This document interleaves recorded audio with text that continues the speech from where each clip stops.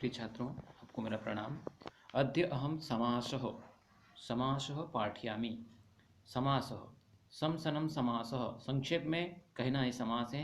समसनम इत्युक्त संक्षिप्तकरणम, यानी संक्षिप्त करण, छोटे करना। द्वयो पदयो बहुनाम पदानाम हुआ, दो या दो से अधिक पदों के मेल को मेलनम समास समास कहते हैं। समास मध्य पदानाम विभक्ति नाम लोप भवति, समास के मध्य में पदों की विभक्ति का लोप हो जाता है। ठीक है, क्या हो जाता है? पदों की विभक्ति का लोप हो जाता है। अब इसमें आपको समझना है, राज्ञ पुरुषः, ये समासिक अलग अलग शब्द हैं। राज्ञ ने राजा का, षष्ठी विभक्ति एक वचन, पुरुष, राज्ञ पुरुष, षष्ठी तत्पुरुष समास है इसमें।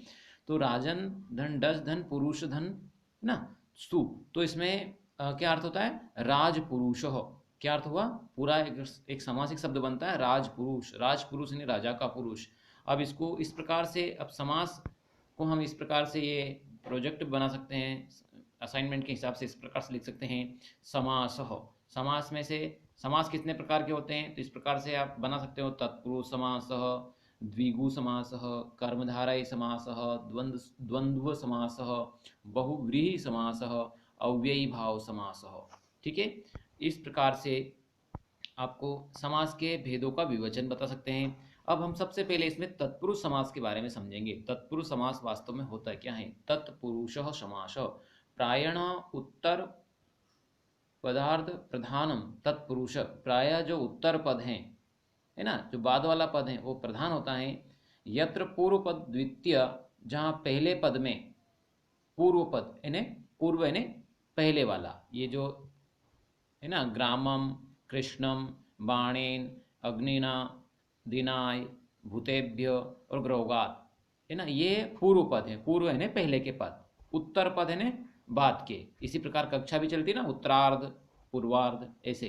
तो ये पूर्वार्ध है यानी पहले पूर्व पद, और ये उत्तर पद है यानी बाद के। ठीक है, तो उत्तर पद प्रधान, उत्तर पद प्रधान अस्तु तत्पुरुष, ये उत्तर पद जो प्रधान है वो तत्पुरुष है। यत्र पूर्व पद द्वितीय विभक्ति, जहाँ पहले पद में द्वितीय विभक्ति से लेके सप्तमी विभक्ति पर्यंत भवति, जहाँ पहले पद में द्वितीय विभक्ति से लेके सप्तमी विभक्ति तक होता है। तथा च, और उत्तर पद और बाद वाला जो पद है, ये जो उत्तर पद है वो प्रथमा विभक्ति में होता है। कौन सी विभक्ति में होता है? प्रथमा विभक्ति में होता है। तत्र तत्पुरुष समास है, वहाँ तत्पुरुष समास होता है। विभक्ति द्वितीय विभक्ति में, जैसे द्वितीय तत्पुरुष समास, ग्राम गतः, ग्रामम गतः। अब ग्रामम में द्वितीय विभक्ति है, गतः प्रथमा विभक्ति है, और गतः प्रधान है, गया। ग्रामम इन गांव को गया। ठीक है, कृष्ण आश्रित, कृष्णम आश्रित, कृष्ण को आश्रित, द्वितीय तत्पुरुष समास।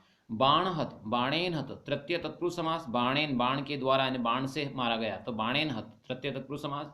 अग्निदग्ध, अग्निना दग्ध, अग्नि से जला। दीन दानम, दीनाय दानम, गरीब के लिए दान। भूत बलि, भूतेभ्य बलि, भूतों के लिए बलि। रोग मुक्त, रोगात मुक्त।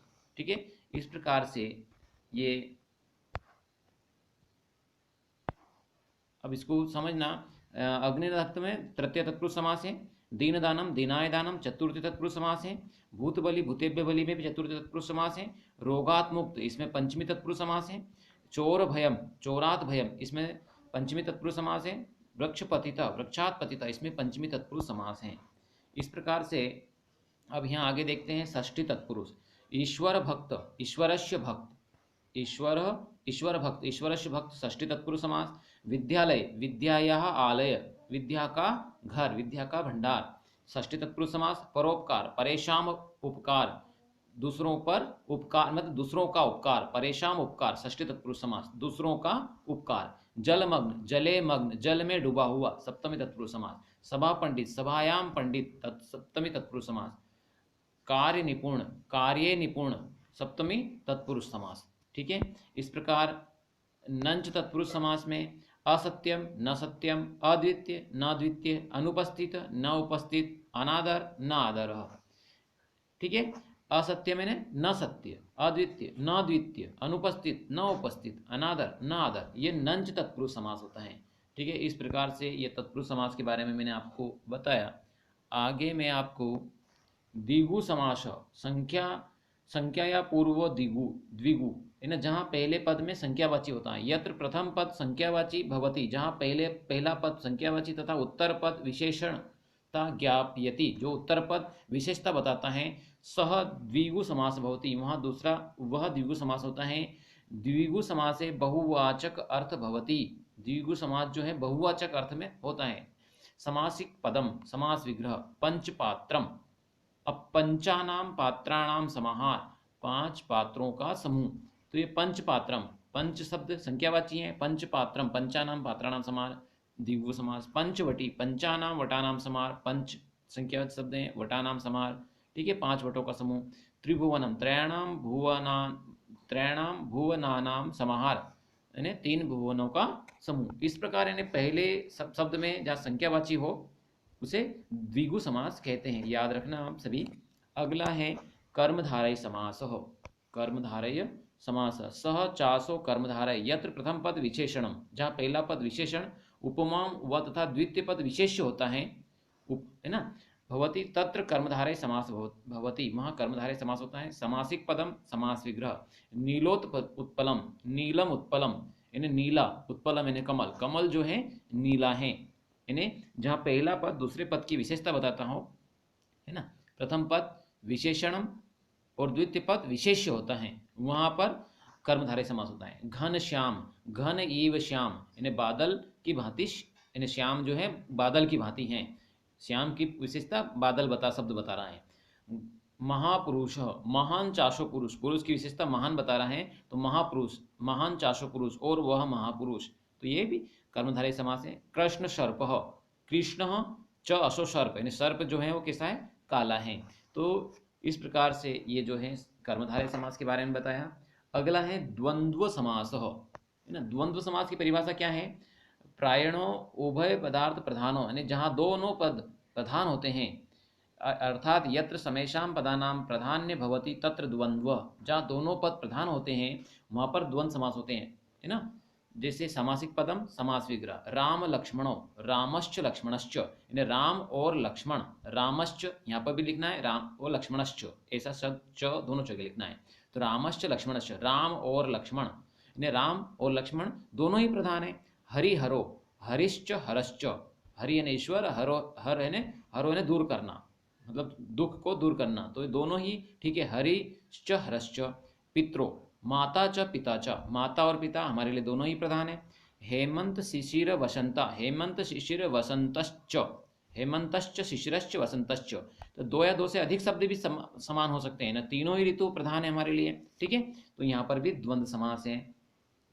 अगला है बहुव्रीहि समास। बहुव्रीहि समास है प्रायण अन्य पदार्थ प्रधानो बहुव्रीहि, जहाँ अक्सर दूसरा पद प्रधान होता है वहाँ पर बहुव्रीहि समास होता है। यत्र समासिक पदभ्य अन्य शब्द बोध भवति, जहाँ समासिक पदों को मिलकर अन्य शब्द का बोध होता है, स बहुव्रीहि, वह बहुव्रीहि होता है।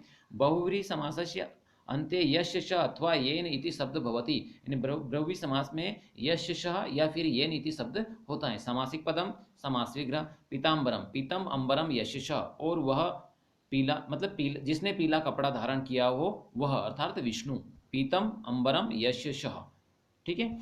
चंद्रशेखर, चंद्रशेखरे यस्य च, जिसके मस्तिष्क पर चंद्रमा हो वह, अर्थात शिव। दशानन, 10 आनानी यस्य च, जिसके 10 मुख हो वह, अर्थात रावण। यहाँ संख्यावाची शब्द जरूर हैं, लेकिन 2 या 2 से अधिक शब्द मिलकर के किसी तीसरे शब्द का अर्थ बता रहे हैं, रावण। तो इस प्रकार यह बहुव्रीहि समास में आता है, ठीक है। 10 आनानी यस्य च। फिर लंबोदर, लंबम उदरम यस्य च, लंब उदर यश, यानी लंबम उदरम यश च, अर्थात जिसका पेट बड़ा हो वह, अर्थात कौन, गणपति, ठीक है। इस प्रकार से यहाँ पर उसका अन्य शब्द का अर्थ आया। 2 या 2 से अधिक शब्द मिलकर अन्य शब्द बनते हैं, इसलिए उसे बहुव्रीहि समास कहते हैं। अगला प्रश्न क्रमांक ये 6 नंबर पर आता है अव्ययी भाव समास। प्रायण पूर्व पदार्थ प्रधानो भवति, जहाँ पूर्व पद प्रधान होता है, प्रथम पदम प्रधान भवति तथा च प्रथम पदस्य अव्यय भवति, और प्रथम पद में अव्यय होता है। द्विपदम संख्यावाचक भवति, और दूसरा पद संख्यावाची होता है, वह अव्ययी भाव समास होता है। जैसे प्रतिदिनम, अब प्रति शब्द जो है अव्यय है, दीनम ये संख्यावाची है, तो दीनम दीनम प्रति, ठीक है। उप कृष्णम, कृष्णस्य समीपम, यानी उप अव्यय है, कृष्ण संख्यावाची हैं, उप कृष्णम कृष्णस्य समीपम। अनुरूपम, अनु जो अव्यय है रूपम ये एक संख्यावाचक शब्द है या विशेषण है। तो रूपस्य योग्यम, यथाशक्ति, यथा अव्यय है, शक्ति एक विशेषण या संख्यावाचक शब्द है मतलब। तो यहाँ पर यथाशक्ति, शक्ति अनतिक्रम्य, सचक्रम, चक्र से सदृशम, चक्र के समान। ठीक है, इस प्रकार अगला एक प्रश्न और है, निर्मिक्षिकम, मिक्षिकाणाम अभाव, यानी मक्खियों का अभाव। ठीक है,